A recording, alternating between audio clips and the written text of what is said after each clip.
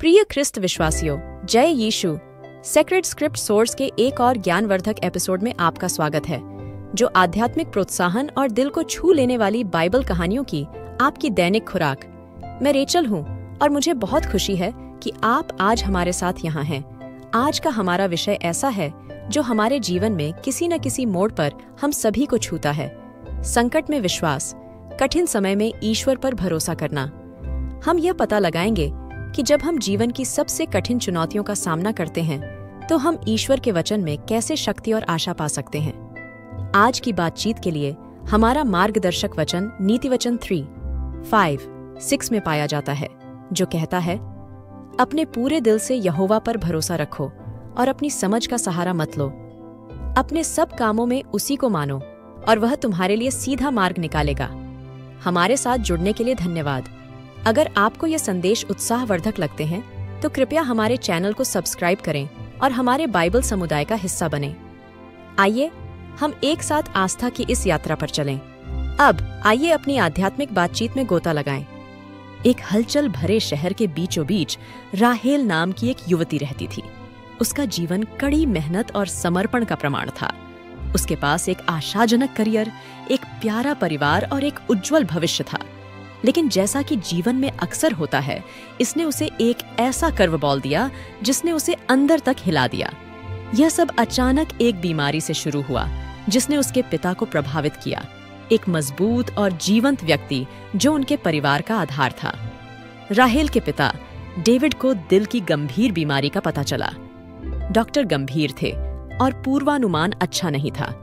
राहेल ने खुद को अस्पताल के चक्कर, मेडिकल शब्दजाल और रातों की नींद हराम करते हुए पाया। उसका एक बार व्यवस्थित जीवन अस्त व्यस्त हो गया। उसने अपने विश्वास पर सवाल उठाया, यह सोचकर कि परमेश्वर उसके प्यारे पिता को ऐसा दुख क्यों होने देगा।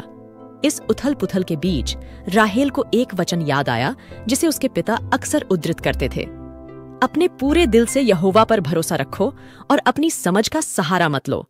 अपने सब काम उसी को मानो, तब वह तेरे लिए सीधा मार्ग निकालेगा। नीति वचन 3:5-6। ये शब्द उसके मन में गूंज रहे थे। उसके संदेहों के तूफान में आशा की एक हल्की फुसफुसाहट। एक रात जब वह अपने पिता के बिस्तर के पास बैठी थी, उसने अपनी बाइबल खोली और अय्यूब की कहानी पढ़ी। अय्यूब एक ऐसा व्यक्ति था जिसने अकल्पनीय पीड़ा का सामना किया। उसने अपनी संपत्ति, अपना स्वास्थ्य और अपने बच्चों को खो दिया, फिर भी वह अपने विश्वास में दृढ़ रहा। अय्यूब की कहानी राहेल के दिल में गूंज उठी। उसने उसके साथ एक रिश्तेदारी महसूस की, किसी प्रियजन को पीड़ित होते देखने के गहरे दर्द को समझा। लेकिन इससे भी महत्वपूर्ण बात यह है कि उसने अय्यूब के अटूट विश्वास को आशा की किरण के रूप में देखा। उसने कहा, चाहे वह मुझे मार डाले, फिर भी मैं उस पर आशा रखूंगा। अय्यूब 13:15। राहेल ने महसूस किया कि विश्वास का मतलब सभी उत्तरों को जानना या परमेश्वर की योजना को समझना नहीं है। इसका मतलब है सबसे अंधेरे क्षणों में भी उस पर भरोसा करना। वह न केवल अपने पिता के उपचार के लिए, बल्कि संकट के बीच में शक्ति और शांति के लिए भी प्रार्थना करने लगी। उसने परमेश्वर से प्रार्थना की कि वह उस पर भरोसा करने में उसकी मदद करे, तब भी जब आगे का रास्ता स्पष्ट था। दिन सप्ताह में बदल गए और सप्ताह महीनों में। डेविड की हालत गंभीर बनी रही, लेकिन राहेल ने अपने भीतर एक बदलाव महसूस किया। उसकी प्रार्थनाओं ने उसे शांति का एहसास दिलाया जिसे वह समझा नहीं सकती थी। उसे शास्त्रों में, विशेष रूप से भजन संहिता में सांत्वना मिली। प्रभु मेरा चरवाहा है, मुझे कुछ घटी नहीं होगी। वह मुझे हरी चरागाहों में बिठाता है, वह मुझे शांत जल के पास ले जाता है, वह मेरी आत्मा को बहाल करता है। भजन 23:1-3। ये शब्द उसकी शरण बन गए, अराजकता के बीच उसका आराम का स्थान। राहेल की यात्रा आसान नहीं थी। ऐसे दिन भी थे जब उसका विश्वास डगमगा गया, जब वह डर और अनिश्चितता से अभिभूत महसूस करती थी। लेकिन हर बार जब उसे लगा कि वह फिसल रही है, तो वह परमेश्वर की ओर मुड़ी, उसकी उपस्थिति और उसके आराम की तलाश में। उसने यह भरोसा करना सीखा कि सबसे अंधेरी घाटियों में भी ईश्वर उसके साथ था, उसके कदमों का मार्गदर्शन कर रहा था और उसे अपने करीब रख रहा था। एक शाम जब राहेल अपनी बाइबल पढ़ रही थी तो उसे तूफान में शिष्यों की कहानी मिली। वे डरे हुए थे, उन्हें लग रहा था कि वे मरने वाले हैं। फिर भी यीशु उनके साथ थे, नाव में शांति से सो रहे थे। जब उन्होंने उसे जगाया तो उसने एक साधारण आदेश के साथ तूफान को शांत किया। शांत रहो, शांत रहो। मरकुस 4:39। इस कहानी ने राहेल को याद दिलाया कि यीशु उसके तूफान में भी उसके साथ था। वह दूर या बेपरवाह नहीं था, वह वहीं था, शांति और शांति लाने के लिए तैयार। राहेल की आस्था की यात्रा उसके आसपास के लोगों के लिए एक गवाही बन गई।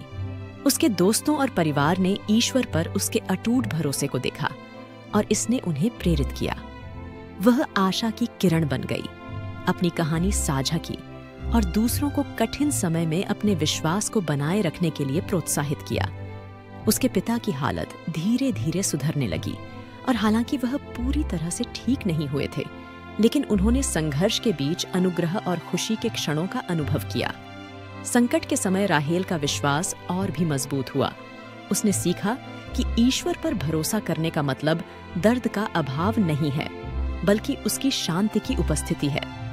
उसने पाया कि विश्वास जीवन के तूफानों से बचाव नहीं है, बल्कि एक जीवन रेखा है जो उसे समुद्र को शांत करने वाले से जोड़ती है। और अपने सबसे बुरे क्षणों में उसने पाया कि ईश्वर का प्रेम और अनुग्रह उसे आगे ले जाने के लिए पर्याप्त से अधिक था। जैसे जैसे राहेल की यात्रा आगे बढ़ी, उसने यशायाह 41:10 में पाए गए वादे को थामे रखा। इसलिए डरो मत, क्योंकि मैं तुम्हारे साथ हूँ। घबराओ मत, क्योंकि मैं तुम्हारा ईश्वर हूँ। मैं तुम्हें मजबूत करूंगा और तुम्हारी मदद करूंगा। मैं तुम्हें अपने धर्ममय दाहिने हाथ से संभालूंगा। यह वचन उसका सहारा बन गया, एक निरंतर अनुस्मारक कि चाहे उसके रास्ते में कुछ भी आए, वह कभी अकेली नहीं थी। राहेल की कहानी संकट के बीच विश्वास की शक्ति का एक प्रमाण है।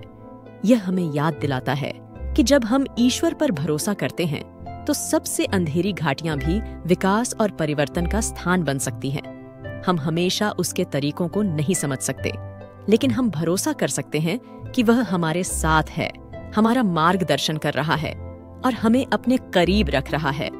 इसलिए आज आप चाहे जिस भी तूफान का सामना कर रहे हों, हिम्मत रखें, ईश्वर पर भरोसा रखें और उसकी शांति को अपने दिल में भरने दें। वह आपके साथ है और वह आपको बचा लेगा। पिता की बीमारी के दौरान राहेल की यात्रा ने न केवल उसके विश्वास को बदल दिया था, बल्कि संकट के समय में ईश्वर की उपस्थिति के बारे में उसकी समझ को भी गहरा किया था। उसकी कहानी, जो दिल के दर्द और उम्मीद से भरी थी, ऐसे कई लोगों के साथ गहराई से जुड़ी थी जो इसी तरह के संघर्ष से गुजर रहे थे। जैसे जैसे राहेल अपने विश्वास पर निर्भर होती गई, उसने अपने आसपास के लोगों पर अपनी गवाही के गहरे प्रभाव को देखना शुरू किया। एक दिन अस्पताल में अपने पिता से मिलने के दौरान राहेल की मुलाकात अन्ना नाम की एक महिला से हुई। अन्ना के पति गहन चिकित्सा इकाई में थे, जो एक गंभीर संक्रमण से जूझ रहे थे। वह स्पष्ट रूप से व्याकुल थी। उसकी आंखों में आंसू भरे हुए थे और उसकी आवाज डर से कांप रही थी। राहेल ने अपने दिल में एक झटका महसूस किया और अन्ना के पास गई, उसे सुनने और एक आरामदायक उपस्थिति की पेशकश की। जब अन्ना ने अपनी चिंताएं बताईं, तो राहेल ने अपनी कहानी साझा की। उसने उस डर और अनिश्चितता के बारे में बताया जिसका उसने सामना किया था और कैसे ईश्वर की ओर मुड़ने से उसे ऐसी शांति मिली जो सभी समझ से परे थी। उसने यशायाह 26:3 को उद्धृत किया, तू उन लोगों को पूर्ण शांति में रखेगा जिनका मन दृढ़ है, क्योंकि वे तुझ पर भरोसा करते हैं। रेचल के शब्द अन्ना की थकी हुई आत्मा के लिए मरहम थे। उन्होंने साथ मिलकर प्रार्थना की और अन्ना को अपनी निराशा के बीच आशा की एक किरण महसूस हुई। रेचल के साथ इस तरह की मुलाकातें अक्सर होती रहीं। उसने महसूस किया कि उसकी यात्रा सिर्फ अपने विश्वास के बारे में नहीं थी, बल्कि दूसरों के लिए ईश्वर के प्रेम और सांत्वना का एक माध्यम बनने के बारे में थी। उसने अस्पताल में छोटे छोटे प्रार्थना समूह आयोजित करना शुरू कर दिया, जहां परिवार इकट्ठा हो सकते थे, अपने संघर्षों को साझा कर सकते थे और ईश्वर के वादों में सांत्वना पा सकते थे। उसने उन्हें मैथ्यू 18:20 के शब्दों की याद दिलाई, क्योंकि जहां 2 या 3 मेरे नाम पर इकट्ठे होते हैं, वहां मैं उनके साथ हूँ। जैसे जैसे सप्ताह बीतते गए, रेचल के पिता डेविड में सुधार के संकेत दिखाई दिए। उनका स्वास्थ्य स्थिर हो गया और खुशी और हंसी के क्षण आए जो उन्हें ईश्वर की वफादारी की याद दिलाते थे। एक विशेष रूप से मार्मिक क्षण वह था जब डेविड ने अपनी कमजोर स्थिति के बावजूद परिवार को प्रार्थना और धन्यवाद के लिए इकट्ठा किया। हालांकि उनकी आवाज कमजोर थी, लेकिन उसमें आशा और कृतज्ञता का एक शक्तिशाली संदेश था। उन्होंने भजन संहिता 34 का हवाला दिया। मैंने प्रभु की खोज की और उसने मुझे उत्तर दिया। उसने मुझे मेरे सभी भय से मुक्त किया।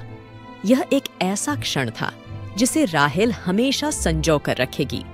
राहेल के अनुभव ने उन्हें एक YouTube channel sacred script source शुरू करने के लिए प्रेरित किया, ताकि वे अपनी यात्रा को साझा कर सकें और दूसरों को ईश्वर के वचन के माध्यम से आशा और प्रोत्साहन पाने के लिए एक मंच प्रदान कर सकें। उनका मानना था कि विश्वास की कहानियां साझा करने से उन लोगों को रोशनी मिल सकती है जो अंधेरी घाटियों से गुजर रहे थे। उनके चैनल ने जल्दी ही ऐसे अनुयायी प्राप्त कर लिए जो उनके वास्तविक और हार्दिक संदेशों से प्रभावित हुए। अपने एक वीडियो में राहेल ने अपने प्रार्थना समूह से एक शक्तिशाली गवाही साझा की।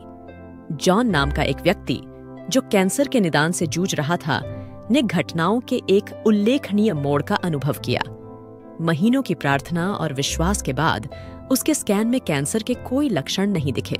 जॉन की कहानी ईश्वर की उपचार शक्ति और अटूट विश्वास की ताकत का प्रमाण थी।